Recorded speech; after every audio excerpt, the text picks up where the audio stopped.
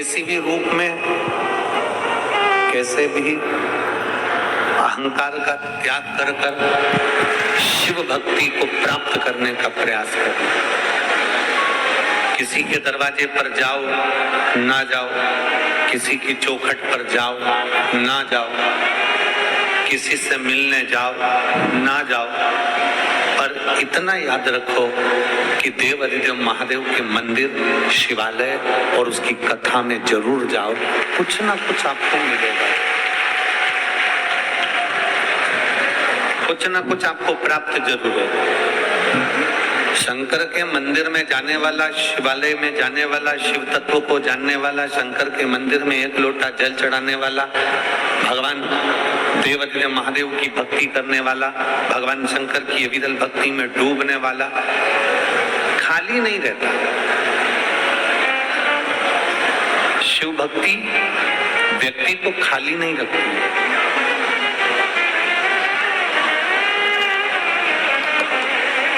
ये उदाहरण है माता पार्वती जी का चरित्र। बाल्यावस्था में माता पार्वती जी ने देवऋषि नारद जी के मुख से सुन लिया था कि शंकर भगवान की भक्ति करना है, शिव जी का भजन करना है, भगवान शंकर की भक्ति को धारण करना है।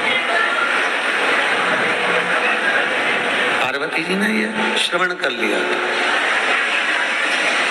पार्वती जी ने यह जान लिया था कि शंकर की भक्ति को करना है। और बाल्यावस्था से, बचपन से माता पार्वती जी भगवान शंकर की भक्ति में लीन हो गए।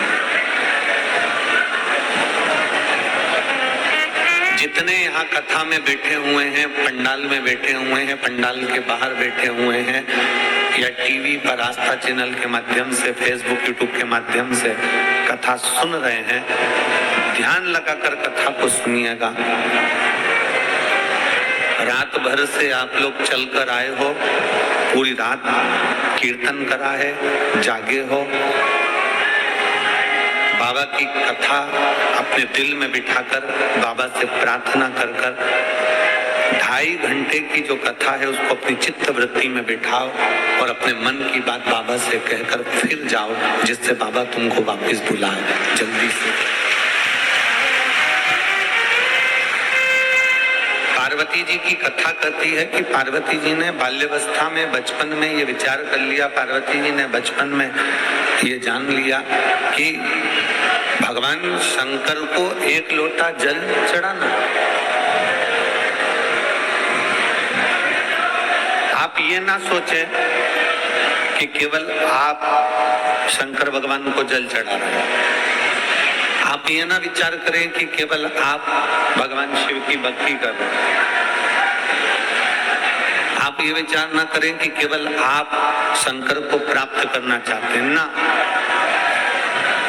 शिव महापुराण की कथा कहती है माता पार्वती जी ने भी शंकर को एक लोटा जल चढ़ाया, माता सती ने भी भगवान शंकर को एक लोटा जल चढ़ाया, भगवान श्री गणेश जी महाराज ने भी भगवान शंकर को जल चढ़ाया, श्री हनुमान जी महाराज ने भी भगवान शंकर को जल चढ़ाया, स्वयं भगवान नारायण ने भी राम अवतार रखकर शिव को जल चढ़ाया, भगवान कृष्ण अवतार लेकर भी शंकर को जल चढ़ाते हैं। शिव महापुराण की कथा कहती है जब नारायण ने भगवान शंकर को जल चढ़ाया, ब्रह्मा जी ने भगवान शंकर को जल चढ़ाया, इंद्र ने भगवान शंकर को जल चढ़ाया, 33 कोटि देवताओं ने भगवान शंकर को जल चढ़ाया, जब सबने जल चढ़ाकर अपनी मन की कामना पूरी कर ली, अपनी मनवांछित फल प्राप्त कर लिया, तो फिर मनुष्य क्यों भटके?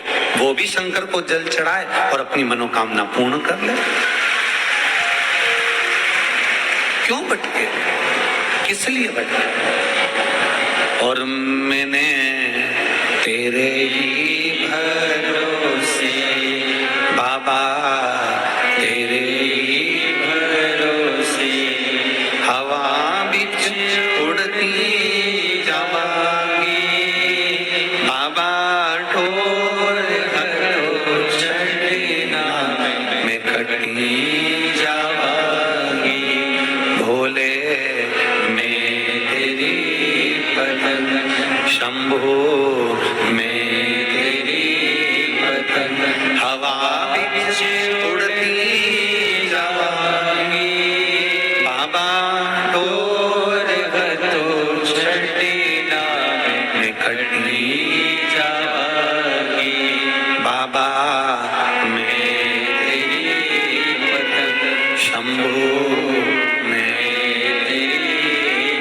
शिव महापुराण की कथा कहती है, माता पार्वती जी शंकर जी की आराधना कर रही है, माता सती शिव की आराधना कर रही है, भगवान श्री गणेश जी शिव की आराधना कर रहे हैं, श्री हनुमान जी शिव की आराधना कर रहे हैं।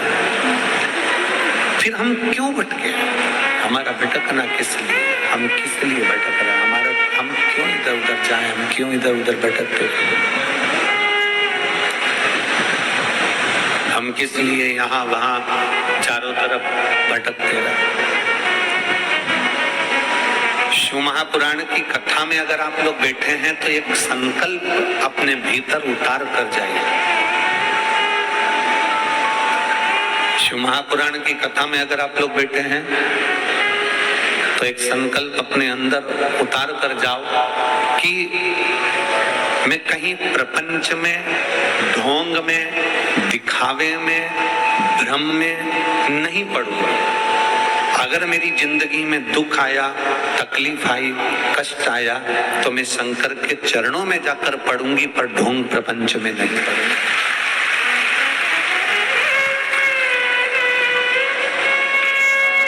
मैं शिव के द्वार जाऊं ना, मैं भगवान शंकर की चौखट पर जाऊं, मैं भगवान शंकर के दरवाजे पर जाऊं। अगर मुझे जाना ही है तो मैं शंकर के पास जाऊं। लंका के राजा रावण को भी जीतने के लिए मेरे भगवान नारायण राम का रूप रख कर जाते हैं, तो राम जी को भी समझ में आता है, भगवान राम जी की विचित्र वृत्ति में रहता है। राम जी ने भी विचार कर लिया कि शंकर की आराधना के बिना रावण को भी नहीं जीत सकते। शिव की आराधना के बिना रावण को जीतना भी बड़ा कठिन है।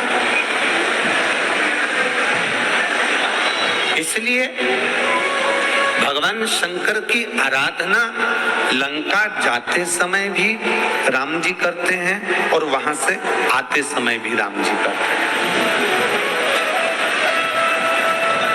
जाते समय भी शिव की आराधना हो रही है, आते समय भी शिव की आराधना हो रही है। श्री शिवाय नमस्तुभ्यम में भगवान शंकर और पार्वती जी को प्रणाम करता हूँ, नमन करता हूँ। श्री शिवाय नमस्तुभ्यम का मतलब है कि मैं बाबा शंकर और पार्वती को नमन कर रहा हूँ।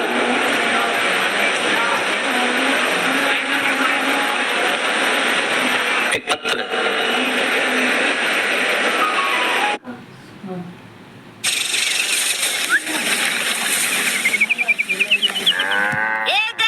अरे चलना।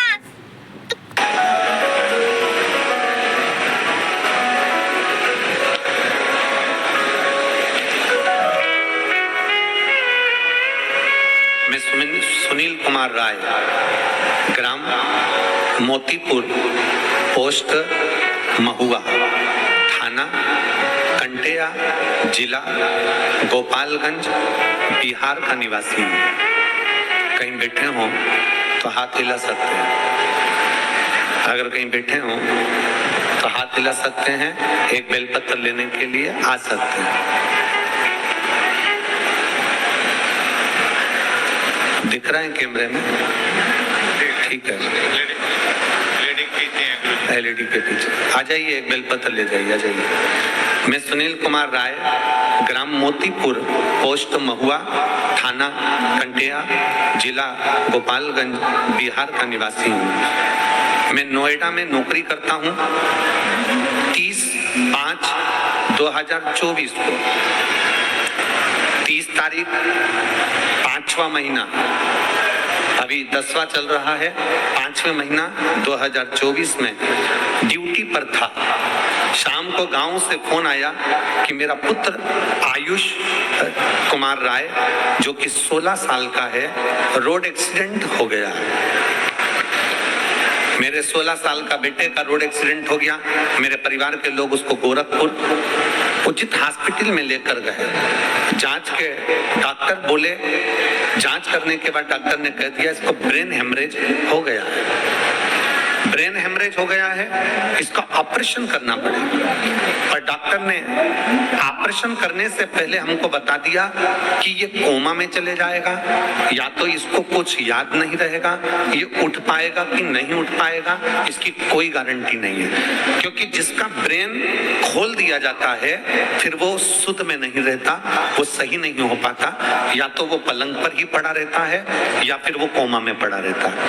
अगर आप बोले तो हम ऑपरेशन कराएं। ऐसी सिचुएशन पड़ गई गुरुदेव, बचने की कोई उम्मीद नहीं थी। डॉक्टर ने कह दिया केवल 1% उम्मीद है इसका ऑपरेशन, और ऑपरेशन करने के बाद भी अगर ये बच गया तो बच गया। घर के लोगों ने उसी समय पर हाँ भर दिया और सुबह 5 बजे ऑपरेशन चालू हुआ। सुबह 5 बजे जब ऑपरेशन होना चालू हुआ, ऑपरेशन होने के बाद वो कोमा में चले गया, उसका होश चले गया, उसकी सांसें रुकने लगी। वापिस फोन आया, मैं रास्ते में जा रहा था और फोन आया कि अभी शरीर काम का नहीं।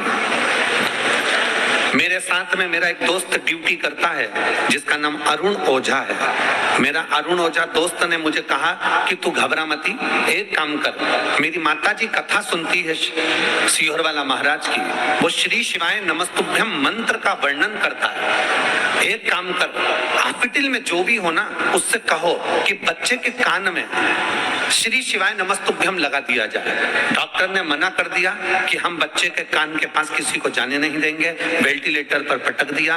तो भी हाथ पैर जोड़कर डॉक्टर कोई धार्मिक था, उससे कहकर बच्चे के कान में हेडफोन लगाकर श्री शिवाय नमस्तुभ्यम का लगा दिया। गुरुदेव मंत्र लगाने के बाद उसके शरीर में 15 मिनट के अंदर हलचल होना चालू हो गई, और बाबा की ऐसी कृपा हुई कि मेरे बाबा ने कृपा करी, शंकर जी के मंदिर का जल लाकर उसके शरीर पर लगाया, एक बेलपत्र उसके पास रखा, और श्री शिवाय नमस्तुभ्यम मंत्र के बल पर आज मेरा बेटा ठीक है। मैं बाबा को यहाँ धन्यवाद देने के लिए आया हूँ। शिव तत्व शंकर ओखड़ी है।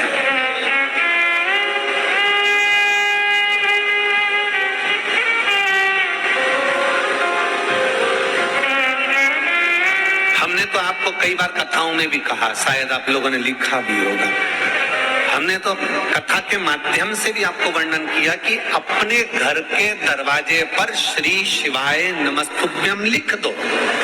क्यों? सामने वाला अगर कोई व्यक्ति आ रहा है, शिव महापुराण की विद्येश्वर संहिता कहती है कि श्री शिवाय नमस्तुभ्यम बोलने वाले के केवल मुख का दर्शन कर लो तो हजारों अश्वमेध यज्ञ का फल प्राप्त हो जाता है और हमारे पुण्य प्रबल हो जाते हैं। हमने क्यों कहा कि अपने घर के दरवाजे पर श्री शिवाय नमस्तुभ्यम लिखो? क्योंकि जो तुम्हारे दरवाजे पर आएगा, दरवाजा बजाने से पहले, दस्तक देने से पहले, बेल बजाने से पहले वो आपके दरवाजे पर श्री शिवाय नमस्तुभ्यम पड़ेगा। जब उसके मुख से श्री शिवाय नमस्तुभ्यम निकल जाएगा तो आप जब दरवाजा खोलेंगे तो उसके मुख का भी दर्शन करेंगे तो आपका जीवन सार्थक हो जाएगा।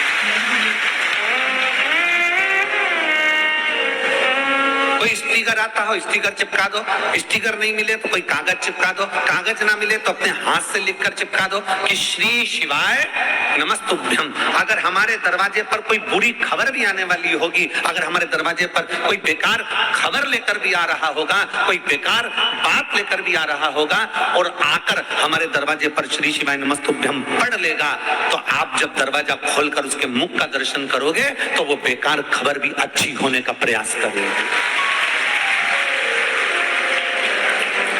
श्री शिवाय नमस्तुभ्यम शिव महापुराण की विद्येश्वर संहिता का वो तत्व है जिसको दुनिया के लोग अगर समझ जाएं, कहते हैं दुनिया के लोगों को पहले स्मरण में नहीं था कि पशुपति व्रत क्या है। शिव महापुराण के माध्यम से लोगों ने पशुपति व्रत को जाना, शिव महापुराण के माध्यम से भगवान शंकर की विरल भक्ति को जाना, शिव तत्व को।